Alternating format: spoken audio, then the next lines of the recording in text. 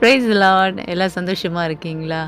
பிரியமானவர்களே, நீங்க நினைக்கலாம், "ஏன் டெய்லி இந்த சிஸ்டர் சந்தோஷமா இருக்கீங்களா? சந்தோஷமா இருக்கீங்களா?" அப்படின்னு கேட்குறாங்க அப்படின்னு சொல்லி.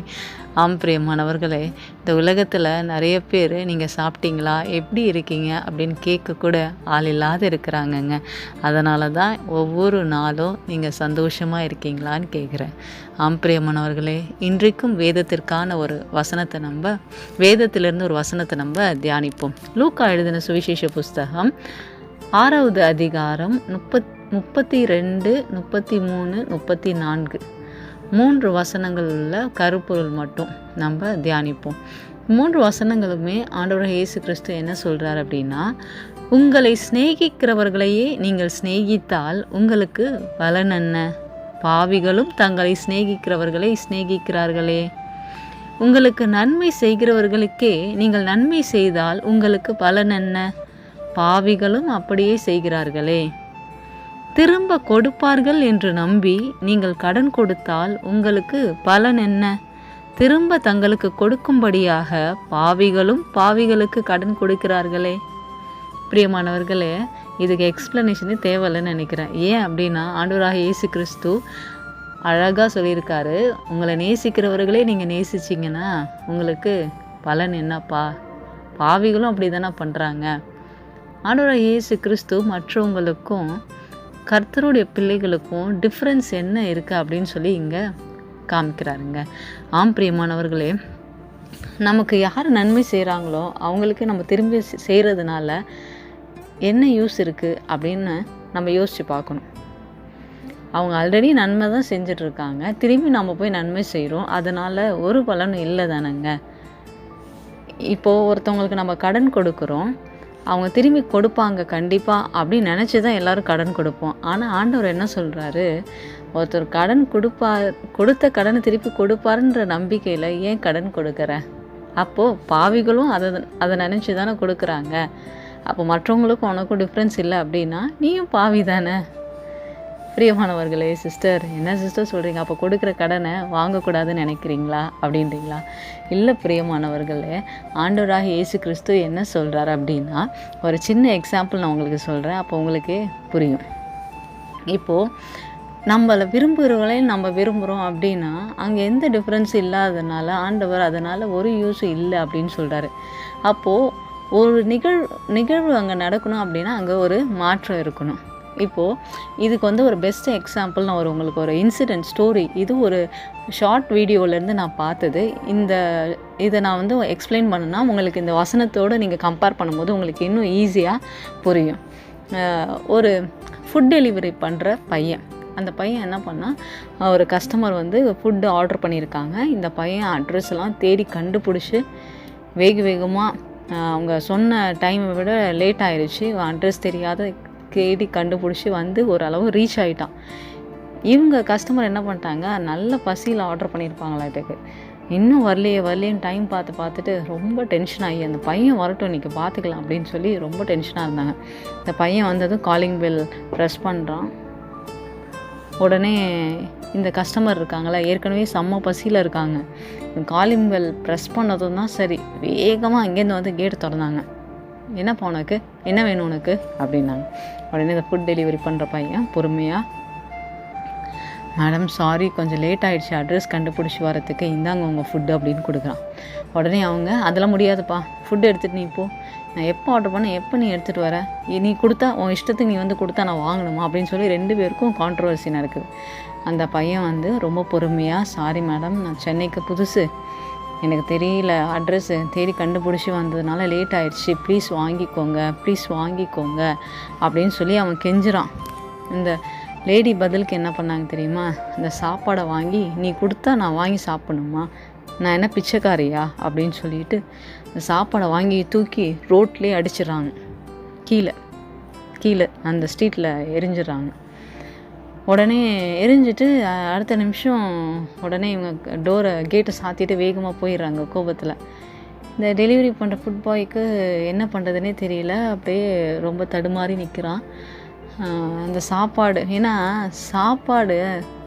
சாப்பாடு கீழே விழுது அப்படின்னா யாருக்கு அது தெரியுங்க? சாப்பாடு இல்லாத பசியில் இருக்காங்களா, அதோட அருமை அவங்களுக்கு தானே தெரியும். ஆமாம் தானேங்க? அப்போ அந்த பையன் எதுக்காகங்க இவ்வளோ கஷ்டப்படுறோம்? ஒரு வேளை சாப்பாடுக்கு தான், அந்த சாப்பாடு இப்படி தூக்கி எறிகிறாங்களே அப்படின்னு சொல்லி அந்த பையன் ரொம்ப கலங்கி போய் அந்த எரிஞ்ச சாப்பாடை எல்லாத்தையும், அந்த கவர் எல்லாத்தையும் எடுத்துகிட்டு இருக்கான். எடுத்துகிட்டு இருக்கும்போது பார்த்தா பக்கத்தில் ஏதோ பளபளன்னு மின்னுது. பார்த்தா அந்த அந்த கஸ்டமர் வந்து தூக்கி எறிஞ்சாங்களோ அவங்களுடைய தாலி செயின் வந்து கழண்டு விழுந்திருக்கு பக்கத்தில். உடனே இந்த பையன் என்ன பண்ணான்னா சுற்றி பார்க்குறான், என்ன பண்ணுறதுன்னு தெரியல. இவங்களதாக தான் இருக்கும் அப்படின்னு சொல்லிட்டு அந்த செயினை எடுத்து பத்திரமா வச்சுட்டு திருப்பி காலிங் பெல்லை ப்ரெஸ் பண்ணுறான். ஏற்கனவே அந்த கஸ்டமர் என்ன பண்ணாங்க, செம்ம டென்ஷனில் திட்டிட்டு போயிட்டாங்க, சாப்பாடெல்லாம் எரிஞ்சிட்டு போயிட்டாங்க. திரும்பி ப்ரெஸ் பண்ணது தான் தாமதம்.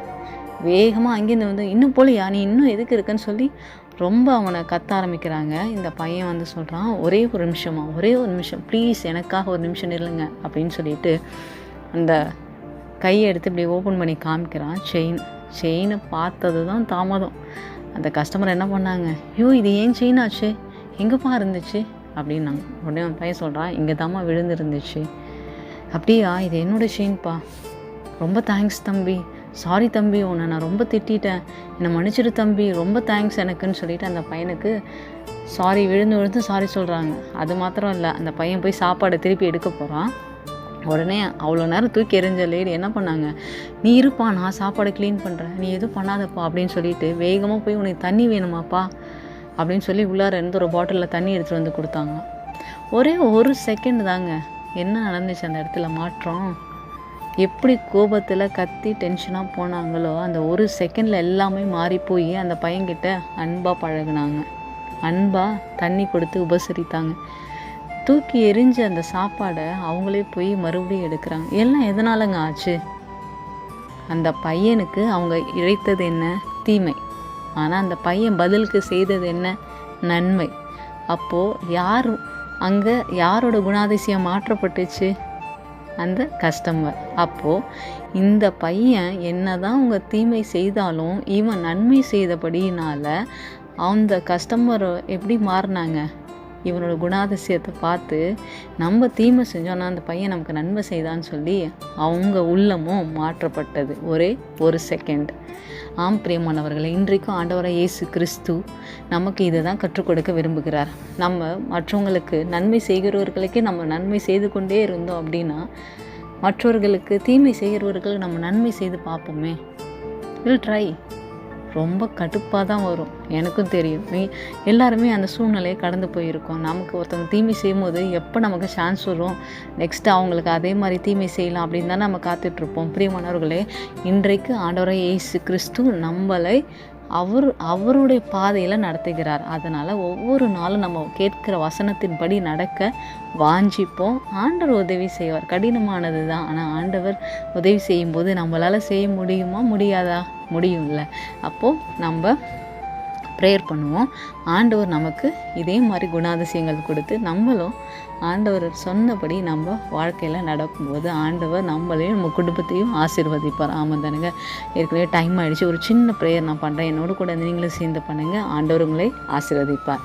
அன்பின் ஆண்டவரே, அப்பா, இன்றைக்கும் தகப்பனே இந்த யூடியூப் சேனல் மூலமாக இணைந்து ஜெபிக்கிற ஒவ்வொரு பிள்ளைகளையும் ஆசீர்வதிங்கப்பா.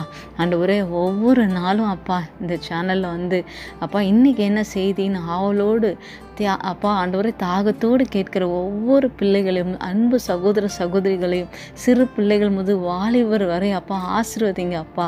ஒரு நபரையும் விடாதீங்க ஆண்டவர். ஒவ்வொரு மேலும் உங்களுடைய தேவ கிருபை, அபிஷேகம் அப்பா, பாதுகாப்பு, அன்பு ஆண்டவரே கடந்து வரும்படியாக ஜெபிக்கிறோம். ஒருவேளை சரீரத்தில் வியாதி இருந்தால் இப்பொழுது ஜெபிக்கிற வேளையில் அவர்களுக்கு ஒரு சுகத்தை நீர் கட்டளை இடுங்க அப்பா.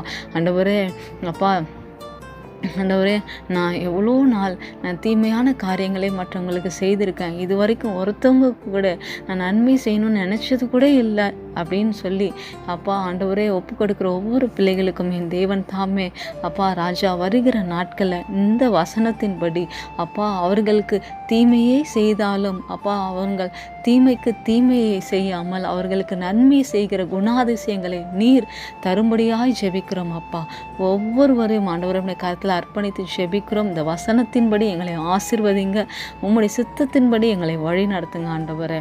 அப்பா ஒவ்வொருவரையும் ஆசீர்வதிங்க அப்பா. எல்லா துதி கன மகிமை ஒருவருக்கே செலுத்துகிறோம். மீட்பெரும் இரட்சகருமான இயேசுவின் நாமத்தினால் ஜெபிக்கிறோம் ஜீவனுள்ள நல்ல பிதாவே. ஆமேன் ஆமேன். God bless you all. Thank you.